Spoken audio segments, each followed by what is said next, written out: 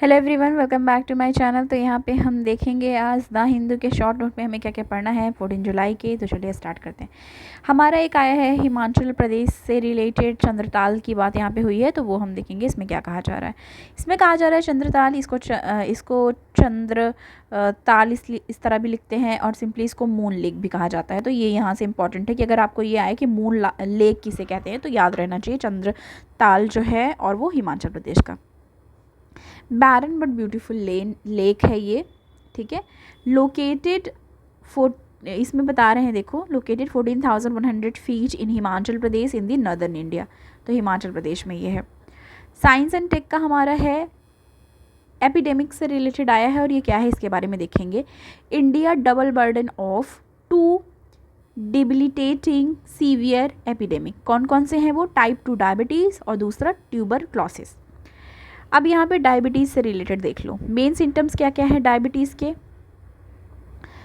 Blood vision हो जाता है डायबिटीज़ में, स्मेल ऑफ एसीटोन मतलब ब्रीथ की प्रॉब्लम हो सकती है, गैस्ट्रिक इशू होता है, nausea, vomiting, abdominal pain, urinary मतलब यूरिनरी में भी चीज़ें देखने को मिलती हैं यहाँ पे। ठीक है, पॉलीयूरिया, ग्लाइकोयूरिया, तो ये बताया जा रहा है। रेस्पायरेटरी प्रॉब्लम होती है, breathing, hyper ventilation, systemic weight loss की प्रॉब्लम होने लगती है, सेंट्रल पॉलीडिस्पीसिया और इसको कहते हैं लेथार्जी। ठीक है, मेन सिम्टम्स ये डायबिटीज़ के। तो मैंने यहाँ पे ये डाल दिया है इमेज। अब यहाँ पे देखो क्या बताया जा रहा है कि 74.2 मिलियन पीपल ऐसे हैं जिनको डायबिटीज़ की प्रॉब्लम है और टीबी से हर साल 2.6 मिलियन इंडियंस अफेक्ट होते हैं। ट्यूबरक्लोसिस की बात करी जाए तो ये लाइन इंपॉर्टेंट है जो कि हम कई बार इस पे नोट्स बना चुके हैं। ट्यूबरक्लोसिस की बात की जाए टीबी की, the bacteria that cause tuberculosis उसका नाम क्या है? माइकोबैक्टीरियम। ठीक है, ये याद रखना, माइकोबैक्टीरियम है। Tuberculosis is communicable through the air. अब ये याद रखना है इसको, ये कम्युनिकेबल डिजीज़ है। ट्यूबरक्लोसिस एक कम्युनिकेबल डिजीज़ है। अब हमने डिफरेंस भी देखा था कम्युनिकेबल डिजीज़ और नॉन कम्युनिकेबल डिजीज़ के बारे में, हम उस पर पूरी नोट्स अपनी बना चुके हैं, शॉर्ट नोट। ठीक है, वो आप जाके वहाँ पे पीछे देख सकते हो। तो इसमें बताया जा रहा है जो ट्यूबरक्लोसिस है एक कम्युनिकेबल डिजीज़ है और ये कैसे एक से दूसरे में ट्रांसफ़र होता है? एयर के through. When an infected person cough और स्नीच, मतलब जिसको टीबी हुआ है अगर वो आपके सामने खांसता है या उसको छींक आती है, ठीक है, मतलब कफ की प्रॉब्लम है या स्नीजिंग की प्रॉब्लम है, तो उससे ये ट्रांसमिट होता है एक से दूसरे में। फेजेस के बारे में बात हुई है यहाँ पे। टाइप ऑफ ब्लड सेल ये होता है that surround and kills micro organism, remove करता है डेड सेल्स को, action of other immune system cell.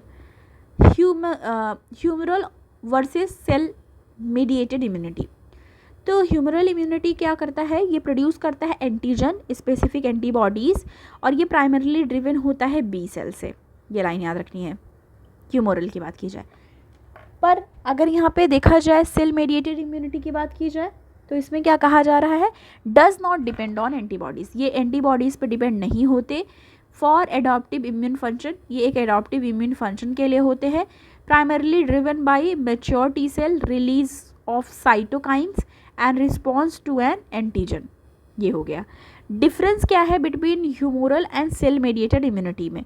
Antigen type अगर देखें तो ह्यूमोरल में अगेंस्ट एक्सोजेनस एंटीजन होते हैं मोस्टली और सेल मेडिएटेड इम्यूनिटी में अगेंस्ट एंडोजेनस होते हैं, एंडोजेनस और यहाँ पे एक्सोजेनस।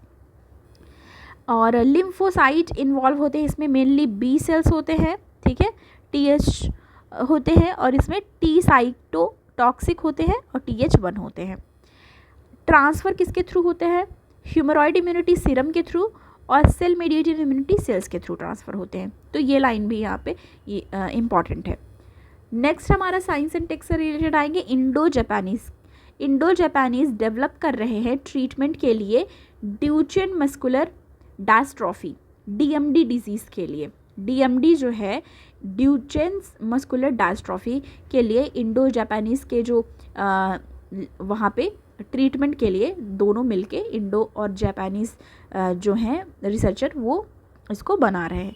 DMD क्या है? ड्यूचेन मस्कुलर डायस्ट्रॉफी के बारे में थोड़ा सा देखेंगे। ये एक जेनेटिक डिसऑर्डर है, प्रोग्रेसिव मसल डीजनरेशन इसमें होता है, वीकनेस होती है due to alteration of protein. तो यहाँ पे वीकनेस जो आती है वो जब अल्टरेशन हो जाता है प्रोटीन में, और जिसको डायस्ट्रोफिन कहते हैं, उसकी वजह से होता है। और जो ये डायस्ट्रोफिन किस लिए होता है, ये हेल्प करता है मसल सेल को इंटैक्ट रहने से, मतलब मसल सेल्स की स्ट्रेंथ के लिए, मजबूती के लिए डायस्ट्रोफिन की ज़रूरत होती है। अब यहाँ से एक चीज़ आपको डायस्ट्रोफिन के बारे में जानना है।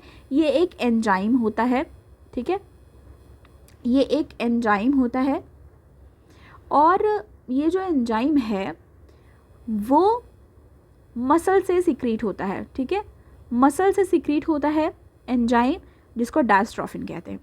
1 of 4 कंडीशन होती है जिसको डायस्ट्रोफिनोपैथीज भी कहते हैं। तो आपको यहाँ क्या जानना है कि जो मसल्स हैं वो रिलीज़ करते हैं एंजाइम, ठीक है, या कह लो प्रोटीन, जिसको डायस्ट्रोफिन कहते हैं। और ये इम्पॉर्टेंट होता है, किस चीज़ के लिए इम्पॉर्टेंट होता है ये इम्पॉर्टेंट होता है मसल के इंटैक्ट रहने के लिए, मसल की स्ट्रेंथ के लिए। तो जब ये नहीं हो पाता और जेनेटिक डिसऑर्डर की वजह से जो लुब्रिकेंट की ज़रूरत होती है, जिसको हम कहते हैं प्रोटीन की ज़रूरत होती है, वो नहीं सिक्रीट हो पाता, तो उनमें ये डीएमडी की प्रॉब्लम, ड्यूचेन्स मसल डायस्ट्रॉफी की प्रॉब्लम देखने को मिलती है। अब यहाँ मैंने जो इमेज ऐड किया है उसके बारे में देखेंगे। ड्यूचेन मस्कुलर, ठीक है, मस्कुलर है, ठीक है, मसल नहीं, ड्यूचेन मस्कुलर डायस्ट्रॉफी। तो जो ड्यूचेन मस्कुलर डायस्ट्रॉफी है डीएमडी, उसके बारे में थोड़ा सा देखेंगे। ऑफन अपीयर बिफोर एज 6, तो मोस्टली ये कहा जा रहा है कि बिफोर एज 6 ये देखने को मिलता है।